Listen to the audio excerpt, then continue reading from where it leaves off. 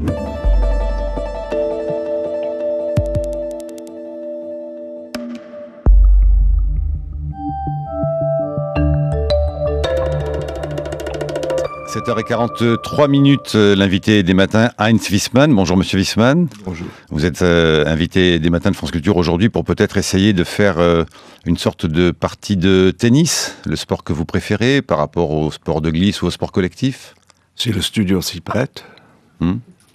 Bon, alors je vais me tenter et tenter éventuellement déjà un premier service, Monsieur Wiesmann. Vous publiez chez Albin Michel Entre les langues, c'est dans la bibliothèque des idées et c'est une manière de parcours à la fois biographique et intellectuel de toute votre activité depuis de longues années de philosophe et de philologue, et vous dirigez les études notamment à l'école des hautes études en sciences sociales et vous êtes un des grands spécialistes de la pensée antique, de la pensée d'Emmanuel Kant, de la connaissance critique comme on dit, et puis au fond de ce qui se passe dans les langues ou de ce qui ne se passe peut-être pas d'ailleurs entre les langues, Heinz Wiesmann. Alors mon premier service, je le tente.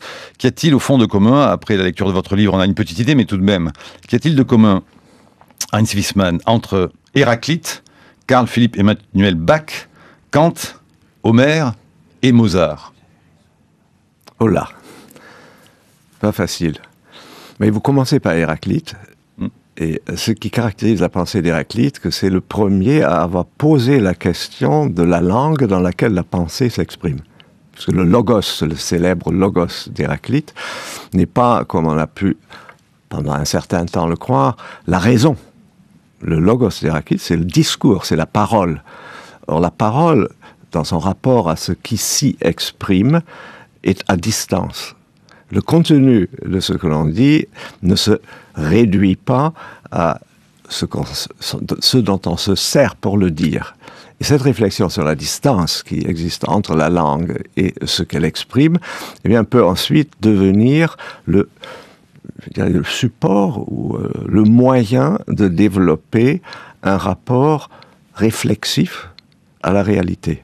Puisque la langue, d'une certaine manière, dans la mesure, elle dit la réalité, mais elle ne coïncide pas avec la réalité.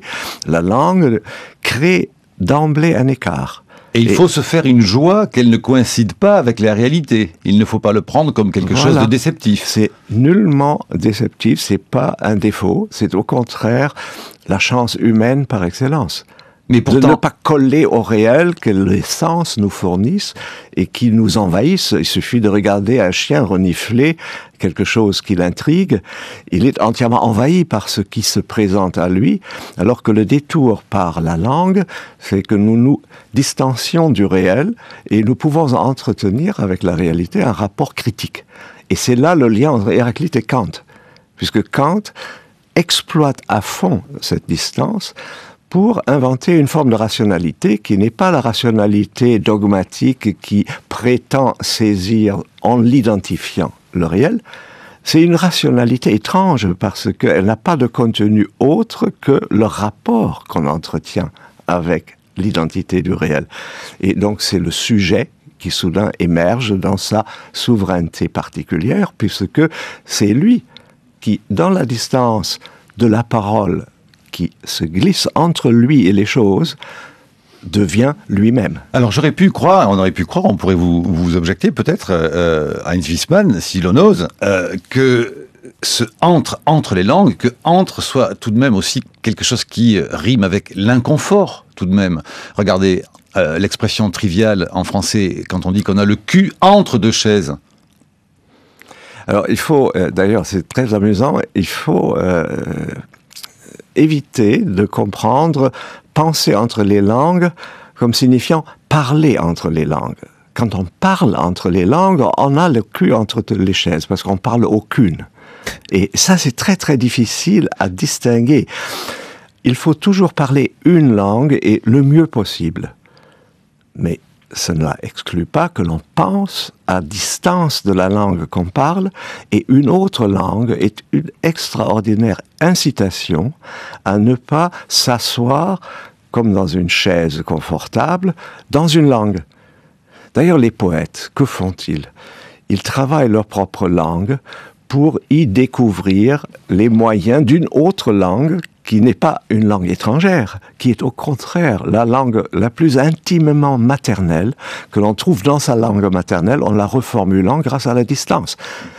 Entre les grands poètes Rilke et Akhmatova, la poétesse russe, il y a une correspondance que je trouve parfaitement éclairante. Les deux, Rilke était en France à l'époque, il admirait Rodin et il admirait Mallarmé, il essayait de voir si on pouvait faire en allemand ce que le cercle de Mallarmé faisait en français. Il n'arrivait pas à transposer les choses, et donc dans la correspondance avec Akhmatova, les deux poètes se demandent, mais quelle est notre véritable quête? Quelle est notre recherche? Et à un certain moment, ils tombent d'accord pour dire « Nous sommes à la recherche de notre langue maternelle, qui n'est pas la langue que nous parlons depuis notre jeunesse. Nous la créons dans notre langue. » Et le poète se sert de la distance que les mots, les expressions, les métaphores entretiennent avec le réel. C'est une autre langue. Et c'est notre langue. Que vous a dit votre chauffeur de taxi ce matin, Heinz Wiesmann? Ah oui, c'était extraordinaire. Il voulait savoir ce que j'allais faire à la maison de la radio. Je lui ai dit en 2 mots. Il m'a dit, écoutez, monsieur, ça me concerne directement. Je suis espagnol. Je vis entre 2 langues, 2 cultures. Et je dois vous dire que je prends beaucoup de vacances, au moins 4 mois par an, pour ne pas perdre la pratique de l'espagnol. Je vis en France, je parle français le mieux possible, mais je veux aussi parler l'espagnol, qui est la langue de ma jeunesse. Je ne veux pas le perdre. Or, je bascule de l'un à l'autre, comme je bascule de la veille au sommeil. Tout à l'heure, je travaille la nuit. Je vais m'endormir après vous avoir écouté à la radio. Et je veux vous dire que, pour moi, c'est un enrichissement extraordinaire de pouvoir s'éloigner des évidences quotidiennes dans lesquelles on vit. Enfin, c'est un type extraordinaire. Est-ce que du coup, Heinz Wiesmann, cette langue entre les langues que vous décrivez, que vous venez de décrire, c'est cette distance du coup qui se fait jour. Je peux vous reprendre parce que c'est pas une langue entre les langues, c'est une pensée entre les langues. Oui. Parce qu'on est toujours dans une langue déterminée. Il faut y être de tout son cœur le mieux possible, y compris quand on fait des fautes, etc. Mais il ne faut surtout pas être entre les langues en parlant. Parce que ça, c'est un charabia. Et c'est exactement ce qui nous guette aujourd'hui, voilà. C'est de parler entre les langues. Mais alors justement, est-ce que ça n'est pas cela qui expliquerait aujourd'hui justement, sur fond de crise économique, ce qu'on appelle la crise européenne, de ce que l'on ne se comprend pas, parce qu'on se parle peut-être tous les uns et les autres, une sorte de charabia? Oui. C'est-à-dire, le vrai problème, c'est que les langues de service, qui sont des langues qui sont destinées à évoquer uniquement du réel qui existe déjà de façon, je dirais, communément admise. Ces langues de service ne comportent plus la distance par rapport à ce qu'elles disent que les langues de culture ont institué, et la littérature est d'une certaine manière le laboratoire dans lequel cette distance est constamment testée, augmentée. Enfin, bon, ces langues de service, envahissant notre univers, nous asservissent d'une certaine manière à la réalité par rapport à laquelle on ne peut même plus développer une critique qui serait une critique communicable, parce qu'on est obligé de désigner les choses comme tout le monde les désigne. Ça, c'est l'anglais international fonctionne comme ça. C'est pas le vrai anglais dans lequel on peut parler de façon critique du réel, prendre position par rapport. C'est une langue qui renifle le réel comme le chien renifle le bord du trottoir. Et ça nous a servi profondément. Mais alors, en quelle langue faudrait-il se parler pour que l'on se comprenne entre français et allemand, par exemple? Il y a un chapitre dans votre livre sur la différence qu'il y a entre français et l'allemand, qui est assez extraordinaire. Hein. Vous dites, au fond, je dirais que le français est une langue de connivence, quand l'allemand, par sa structure syntaxique même, et notamment le rôle éminent du verbe, confisque la possibilité de la conversation. Oui. Écoutez, Madame de Staël, quand elle était en 1807, je crois, en Allemagne, puisque Napoléon ne l'aimait pas beaucoup, donc elle a fait la tournée des grandes figures de la culture allemande. Elle dînait chez Goethe, elle est allée chez Schiller, etc. Et elle écrit dans son petit ouvrage de l'Allemagne après avoir exprimer ses regrets de ne pas pouvoir interrompre un Allemand quand il parle, parce que comme le verbe est à la fin, l'Allemand se met en colère, parce qu'il faut d'abord le laisser finir sa phrase. Donc impossible de faire le gazouillis des salons. Voilà, pas de gazouillis des salons.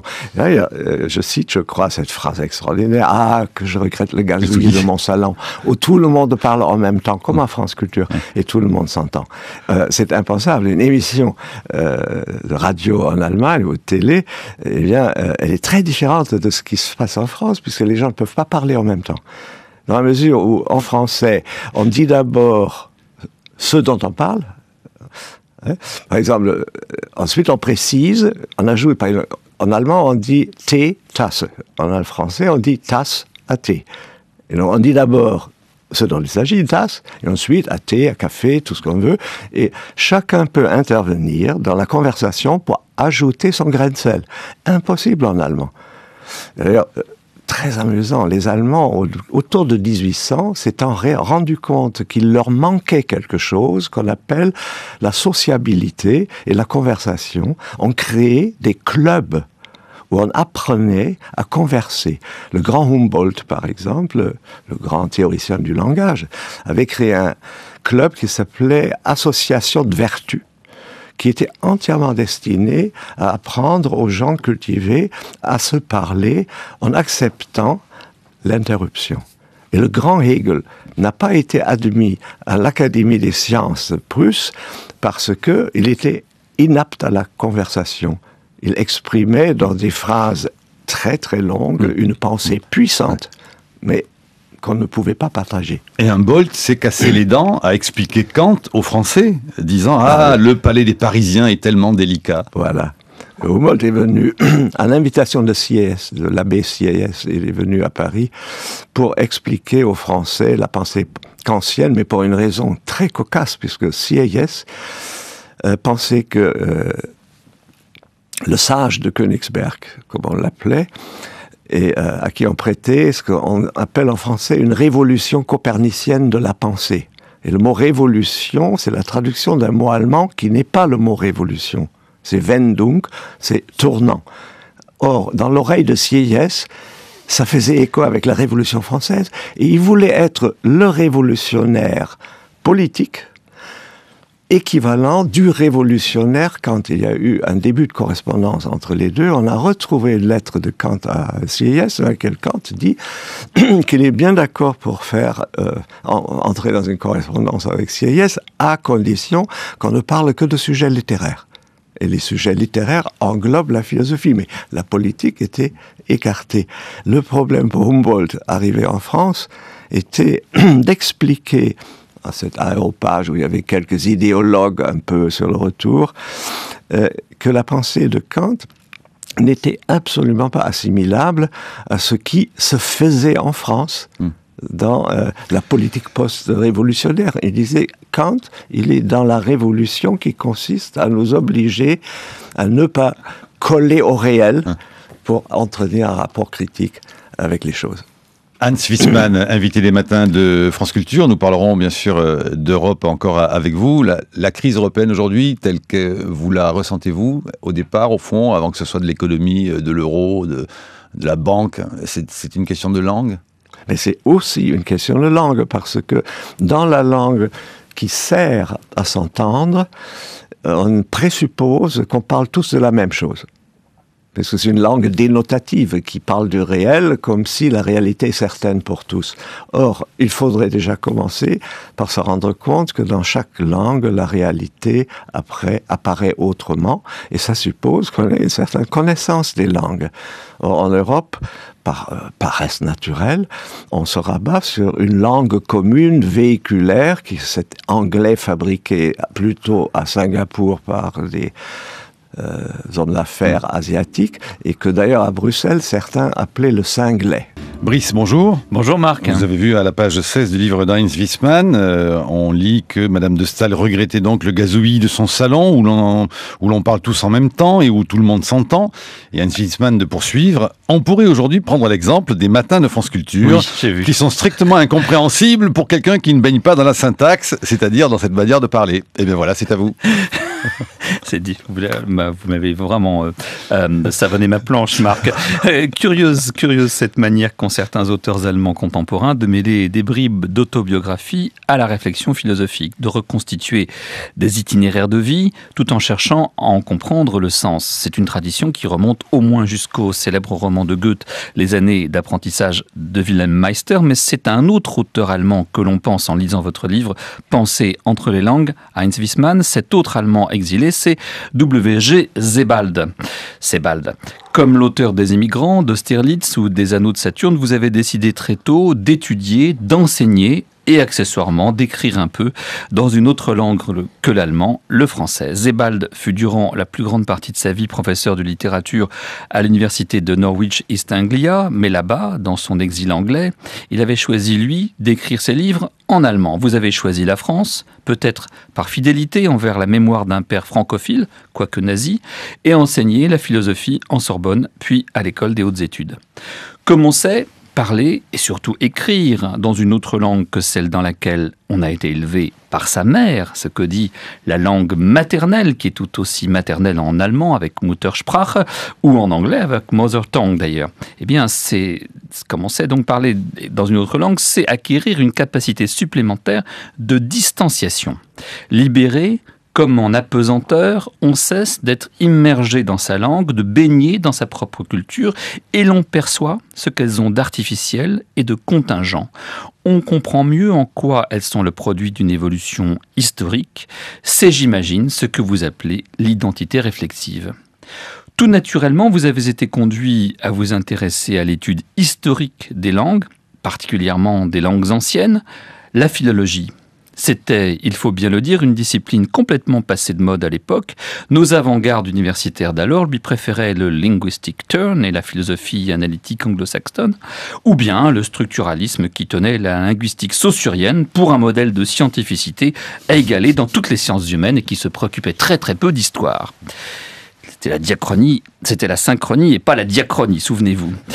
Les Européens se sont étonnés depuis longtemps d'être divisés en un si grand nombre de langues. Les théologiens du Moyen-Âge voyaient en cette babélisation européenne la conséquence de la faute des fils de Noé. Car dans la Bible, pour s'être moqués de l'ivresse et de l'impudicité de leur père, les trois fils, Cham, Sem et Japheth, sont dispersés. Or Japheth, dont le nom en hébreu signifie qu'ils s'élargissent, ou encore vision large, vient s'établir avec les siens au nord de la Méditerranée. Il devient donc l'ancêtre mythique des Européens. Depuis, les fils de Japheth auraient multiplié les langues au point de devenir incapables de communiquer entre eux. Vous voulez voir, vous, Heinz Wiesmann, dans cette babélisation, non une punition, mais au contraire un destin prometteur. Et vous rappelez cette idée de Walter Benjamin, dont vous aurez été d'ailleurs le grand introducteur en France, selon laquelle la finalité des langues consiste peut-être à balayer la totalité de ce qu'il est possible d'exprimer. Un autre de vos compatriotes, Peter Sloterdijk, a décrit les langues comme des instruments d'un même et vaste orchestre. Je cite Sloterdijk dans ce bouquin qui s'appelle « Si l'Europe s'éveille ». Je cite donc « Ce sont les Européens qui les premiers ont conçu l'idée profonde que toutes les civilisations sont des variations d'aspects et de dialectes sur une seule et même nature de l'espèce.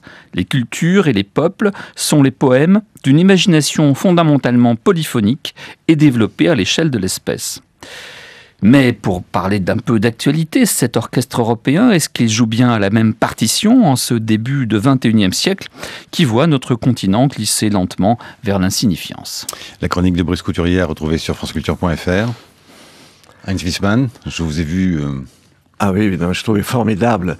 D'ailleurs, on pourrait partir justement de la Bible parce que la réflexion sur les langues est entamée dans la Bible. Dans l'Ancien Testament, il y a le récit de Babel avec la dispersion des peuples. Et bon, il y a à la fois Babel, l'orgueil humain et ce qu'on a interprété comme une punition divine, à savoir de ne plus s'entendre parler de la même langue.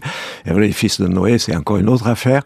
Mais à cette idée que la pluralité de langues constitue une punition, une perte, et engendre une nostalgie. nostalgie d'une langue originelle, perdue. Et d'ailleurs, l'espéranto, même l'anglais international participe de ce rêve d'une langue commune, unique, qui dirait le réel de façon univoque. Et c'est une langue, évidemment, dans laquelle l'objet que l'on désigne prime sur l'intention de dire quelque chose. Eh bien, c'est dans les Actes des Apôtres, la scène, la Pentecôte, qui corrige cette idée d'une perte irrémédiable due à une punition divine, d'une compréhension immédiate et sans problème du réel, puisque les apôtres parlent en langue et par le miracle de l'Esprit Saint, se comprennent. Or, qu'est-ce qu'ils comprennent? Ils ne comprennent pas ce qu'on appelle le dire, ils comprennent le vouloir dire. C'est-à-dire ce qu'en allemand on dit meinen, en anglais meaning, c'est-à-dire la dimension subjective de notre rapport au réel. Et cette dimension subjective, qui s'ajoute à la désignation de la réalité figée dans son objectivité, enrichit le réel. Et l'histoire des langues, c'est l'histoire des cultures. C'est-à-dire, c'est la réalité augmentée, pas au sens de Google et Microsoft. C'est pas enhanced reality. C'est la réalité dans l'éventail de signification, de sens, se augmente de manière miraculeuse parce que les langues accueillent dans leur diversité le vouloir dire des locuteurs. Or, dans la mesure où nous vivons maintenant sous un régime réducteur de la communication, dont l'économie, d'une certaine manière, est devenue l'évangile.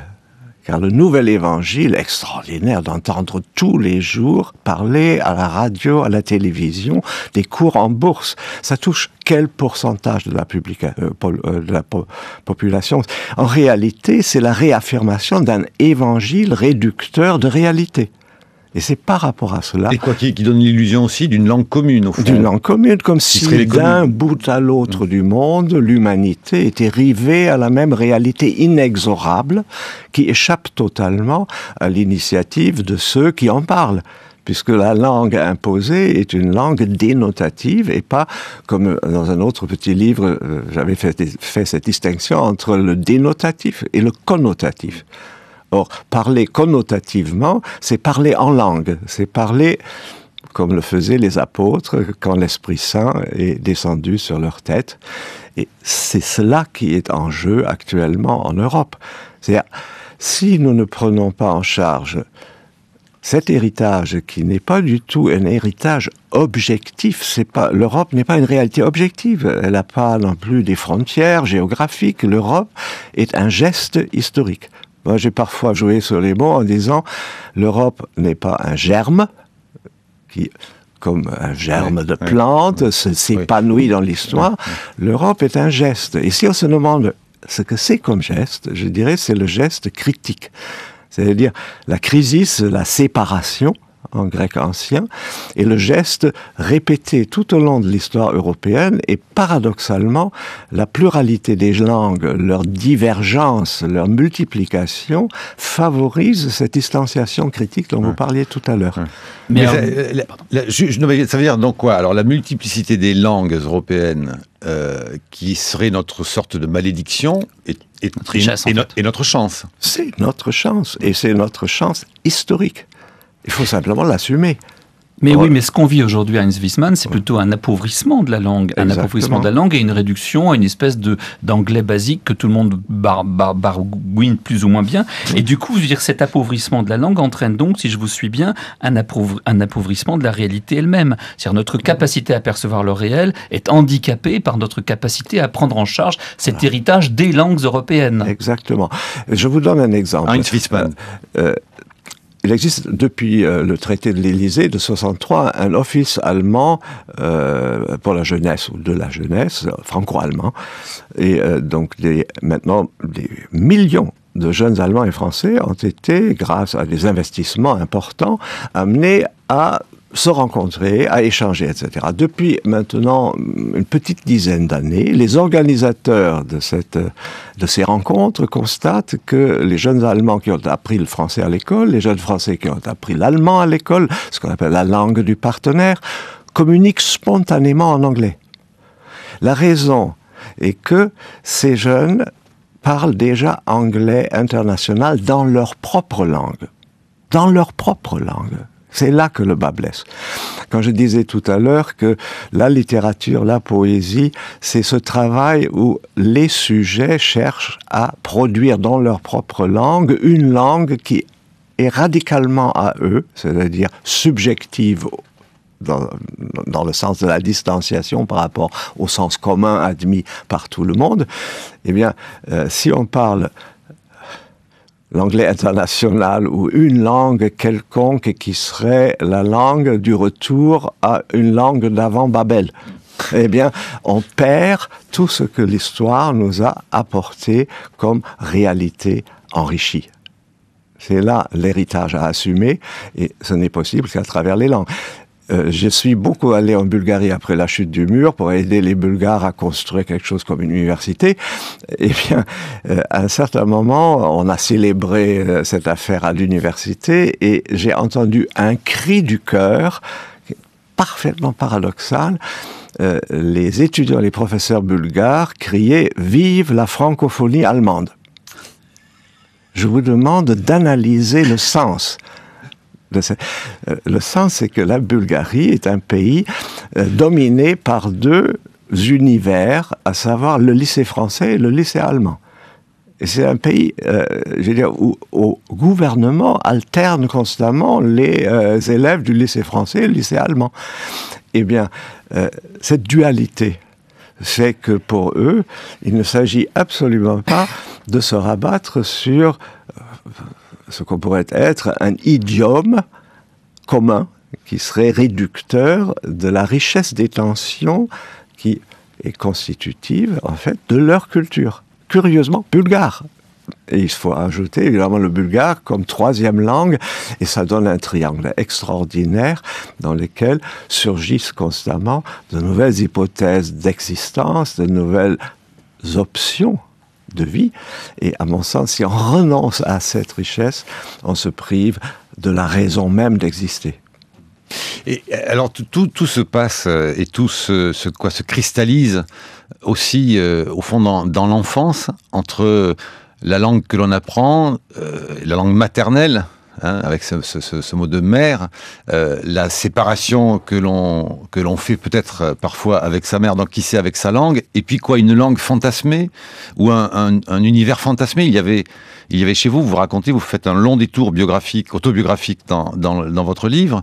Il y avait par exemple pour vous la Grèce, voilà, une Grèce qui était, avant que vous en deveniez le spécialiste avec Jean Bollack, qui était un fantasme total sur lequel se rajoutait un fantasme de l'Europe avec l'enlèvement d'Europe par Zeus. Donc il y a ce rapport-là entre une langue maternelle dont on est nourri et dont on se sépare. La langue qu'on dit morte, hein, est un instrument, historiquement d'ailleurs, a été l'instrument privilégié pour façonner l'esprit européen. Et aujourd'hui, on trouve les langues mortes inutiles. Évidemment, elles ne servent pas à communiquer sur le plan de l'économie et des affaires, mais la langue morte a ce privilège extraordinaire de nous libérer de l'obligation de coller, via la langue maternelle qu'on a pris avec le lait maternel, de coller à cette réalité qui s'impose à nous. Avec la langue morte, la distance est colossale parce que c'est une langue qu'on ne parle pas. Oui, mais les langues mortes en Europe ont des statuts très différents. Et là aussi, on retrouve une opposition franco-allemande. N'oubliez pas que nous, les Français, nous aimons le latin, parce que le latin, c'est l'empire. L'empire, c'est l'unité et la centralité. Vous, les Allemands, les philosophes allemands ont toujours préféré la Grèce, parce que la Grèce, c'est la pluralité des cités. Et que donc, vous avez cette habitude, vous en Allemagne, qui n'avez pas qu'une seule ville comme nous n'avons que Paris. Vous en avez plusieurs par bonheur. Et donc, vous avez cette idée d'une pluralité, y compris de langue agir. D'ailleurs, parce que vous le dites dans votre livre, il n'y a pas qu'un seul allemand, il y en a plusieurs. En français, nous n'avons donc que l'unité, nous avons ce modèle romain. Est-ce que ça aussi, c'est pas une des causes de l'incompréhension mutuelle entre les Français et les Allemands que d'avoir cette référence les uns pour Rome et les autres pour la Grèce? Je pense que c'est un des problèmes. C'est un des problèmes qui est au cœur des difficultés européennes. Je dis souvent que si on imagine l'Europe sur le modèle français d'un État unifiée, enfin la République unie et indivisible, pyramidale, avec un chef au sommet qui est en fait le substitut du pape, parce que tout ça vient de la contre-réforme, quand on réfléchit bien, eh bien, l'Europe ne pourra jamais satisfaire les Français, parce que dans une telle Europe, les Français seraient dégradés, déclassés, ils deviendraient un département. Avec un préfet. Ils perdraient ce qu'ils appellent leur souveraineté. Et leur souveraineté. Les Français ne peuvent pas adhérer à un modèle de l'Europe qui ressemblerait à la France. Mais ils ne peuvent pas non plus, pour des raisons, alors là, subtilement psychologiques, adhérer au seul modèle qui préserverait leur souveraineté, qui est un modèle à l'allemande. Parce que ce que les Allemands ont réalisé à partir de la multiplicité des principautés, il y avait plus de 300 encore au début du 19e siècle, et qui ressemblaient à la Grèce, dont ils trouvaient de manière fantasmée dans la Grèce antique le modèle de leur propre manière de vivre. Eh bien, ils ont peu à peu, à travers des catastrophes terribles, ils ont créé un modèle d'État destiné à réconcilier... Confédéral. Oui, la nécessité de la pluralité. Alors, voilà. Oui, mais cela dit, alors, avec tout de même, tout d'un coup, quelque chose qui s'est incarné dans ce qu'on a, dans la monnaie, dans ce qu'on a appelé ce fameux mark, qui a coûté aux Allemands de l'abandonner. Et les Allemands, de leur côté, au fond, disent aujourd'hui, et si l'on reprend trivialement l'actualité économique et européenne, Heinz Wiesmann disent, nous voulons garder la maîtrise de notre monnaie, de notre banque, validée par les cours, la Constitution, pour ne pas perdre notre souveraineté à nous. Et voilà que le mot apparaît dans un autre sens.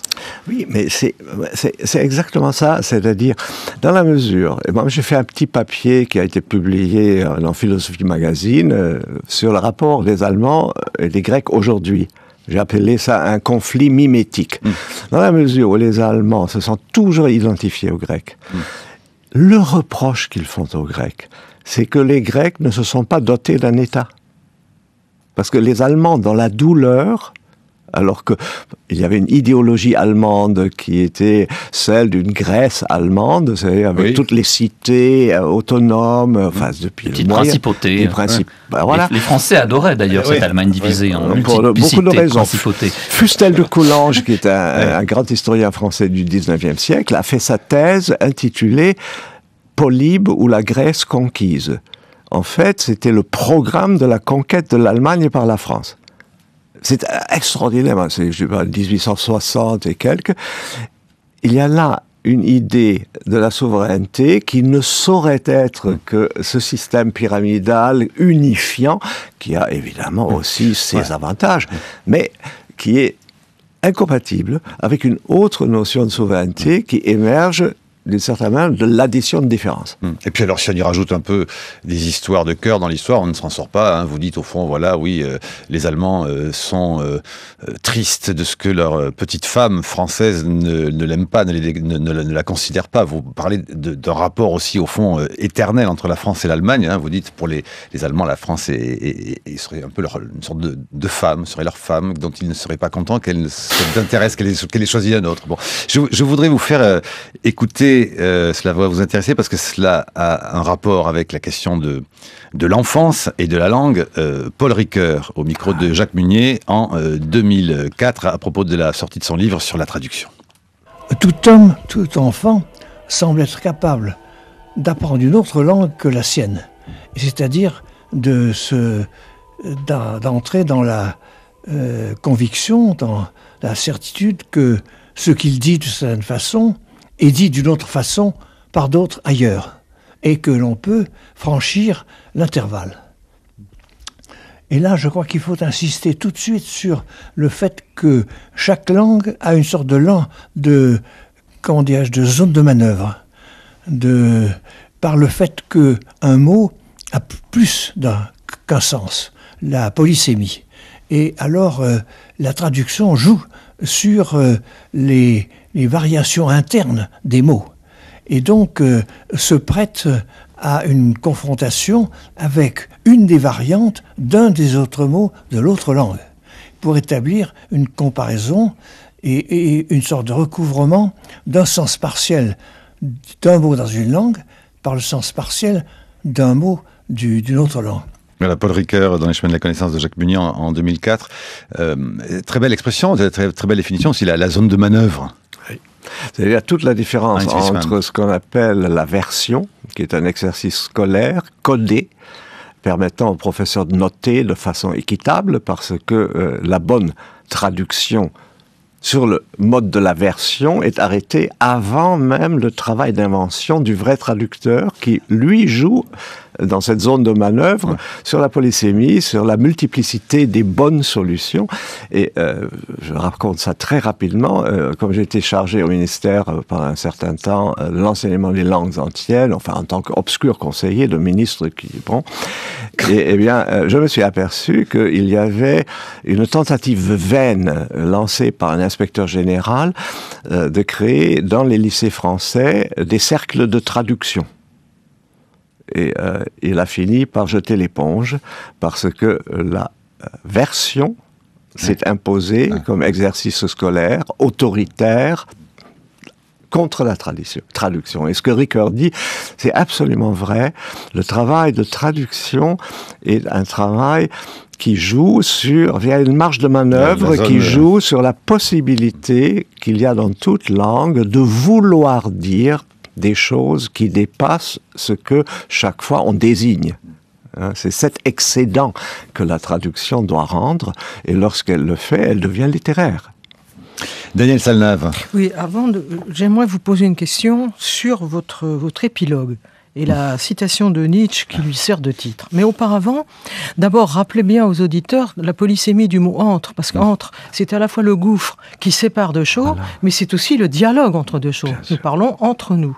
Mais encore auparavant, je pense que le lecteur devrait apprendre, si j'ose dire par cœur, cette page 143, Nietzsche et la culture française, où vous montrez comment la notion même d'appartenance obéit à une distinction qui est inscrite dans la langue. La différence entre Hörigkeit, c'est-à-dire appartenance, obéissance, et appartenance que vous rapprochez d'appartement, c'est-à-dire de lieu où non pas où on obéit, mais au fond on est soi-même. En français, ce qui est extraordinaire, c'est la cohabitation, est parfaitement inscrite dans la langue. Donc l'appartenance consiste à occuper un appartement dans un immeuble où il y a d'autres locataires qui habitent d'autres appartements. Et le rapport, pour prendre un exemple historique particulier, la manière dont la France a aménagé un local dans la République pour, par exemple, les Israélites, eh bien, comporte un double aspect. C'est à la fois, on met les gens à l'aise parce qu'ils sont chez eux, mais en même temps, on ne les associe pas profondément à la chose commune.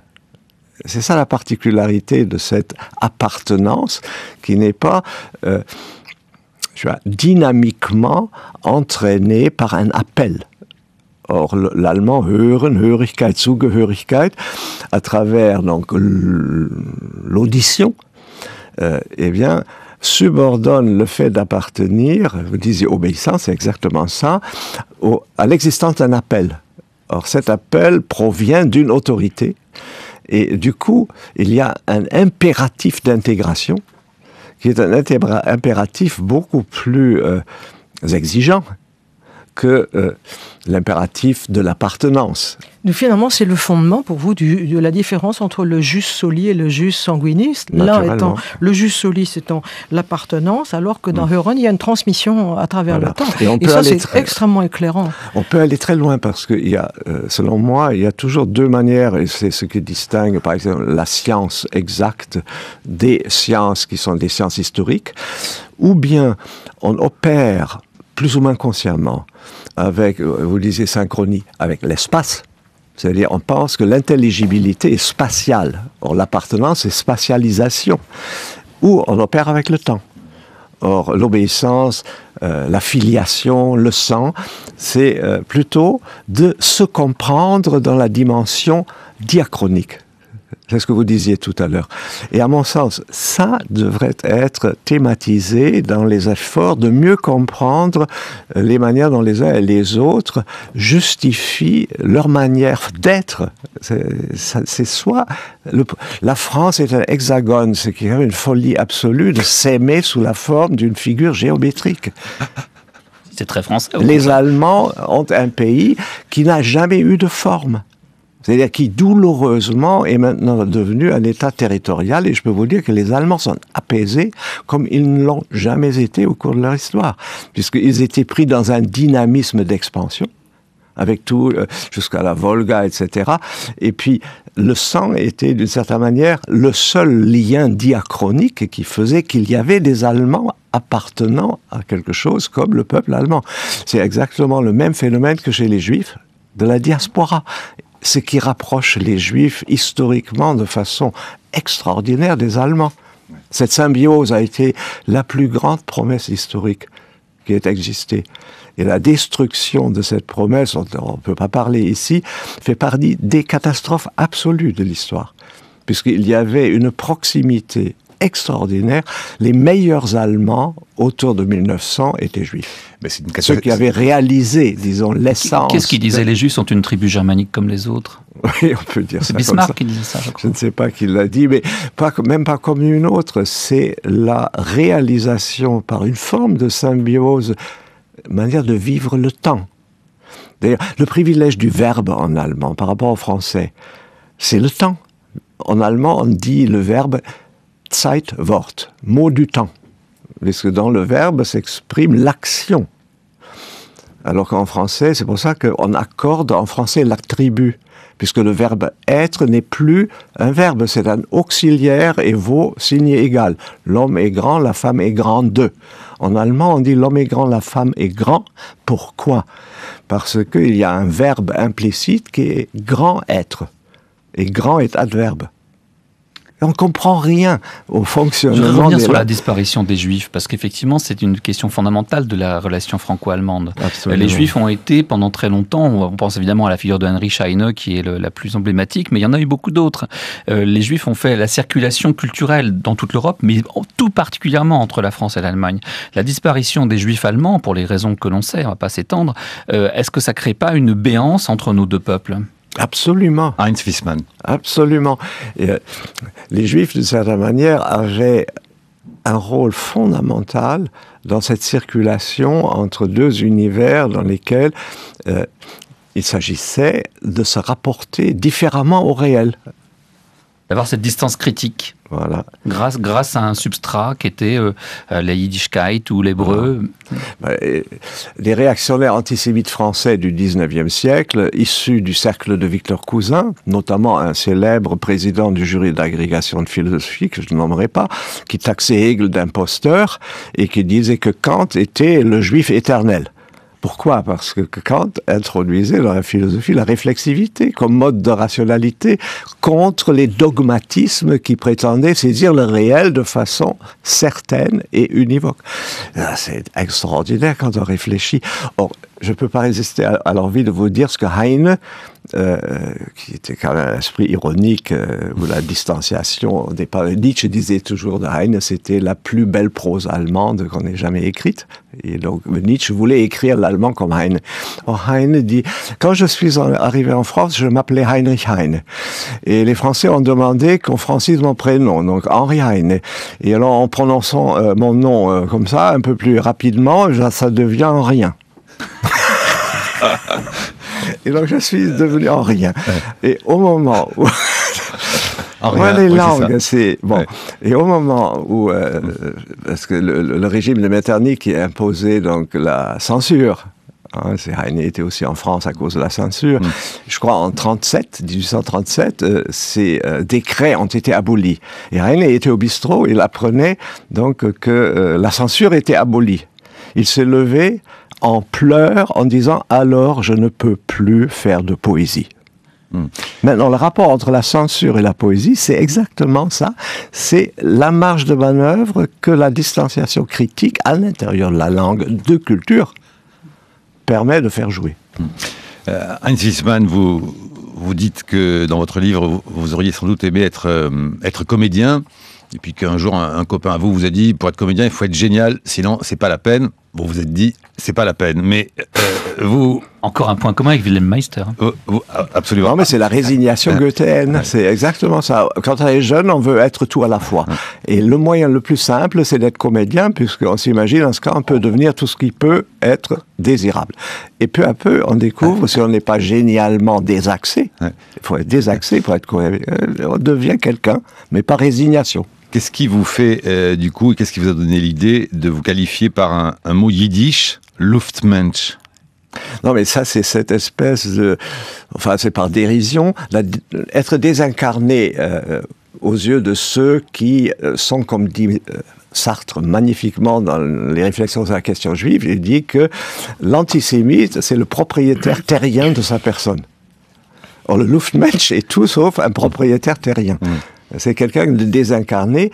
Et un piéton de l'air, un être léger, sans racines.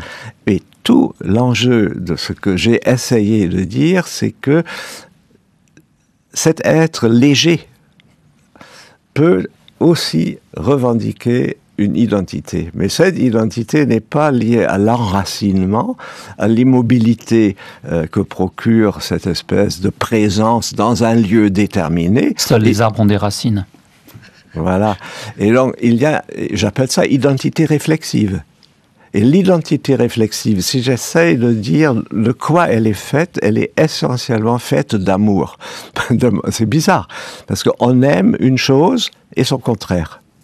Et avoir une posture, mais il faut un peu être authentiquement amoureux, sinon c'est rien.